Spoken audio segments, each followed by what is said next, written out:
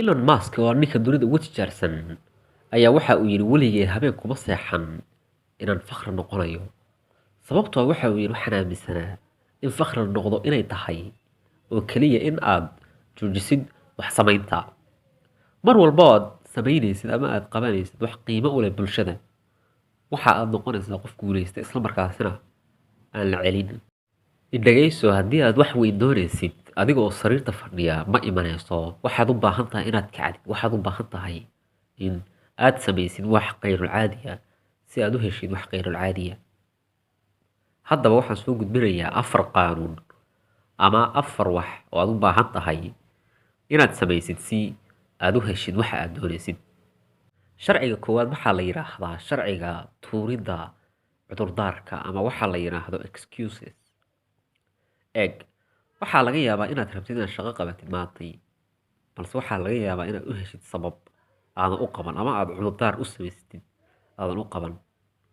Taasi waxa ay horseedaa ama ay albaab u noqotaa guuldarrada qaybteeda ugu weyn. Tan labaadna waxaa la dhahaa sharciga joogtaynta. Wax kasta waa la bilaabi karaa.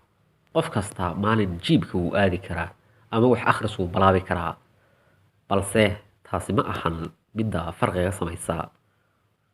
Waxa farqiga sameeya ee muhiimka ah waa in aad berri, saad ama usbuuc, bil, sanad iyo sanadaba aad sii wadid hawshaasi.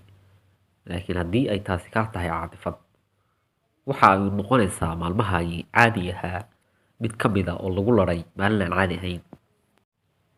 Qaanuunka saddexaad waxaa la yiraahdaa qaanuunka sabarka. Waxaa jira oraah la yiraahdo Rome was not built in a day. Magaalada Rome ma lagu dhisin hal maalin, waxay qaadatay sanado. Haddii aad wax weyn rabtid, wax weyn ayay qaataan. Great things take time. Waxyaabaha waaweyn waqti ayay qaataan. Sidaas darteed waxaad u baahan tahay inaad dulqaad yeelatid oo aadan sugin guul dhow amaba guul doc taala oo la iska qaadanayo. Sharciga afraad ee ugu dambeeyana waxaa la yiraahdaa sharciga ka soo baxa aagga raaxada.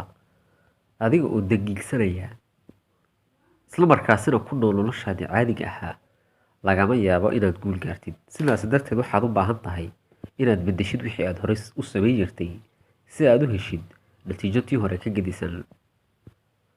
Ninkii caaqilka ahaa ee caqliga badnaa oo Albert Einstein ayaa waxa uu mar yiri doing things over and over again and expecting different results is insanity. Macnaheedu waxa weeye qof kasta oo isku daya inuu wixii hore sameeyo isla markaasina fisho natiijo tii hore ka gedisan waa waali.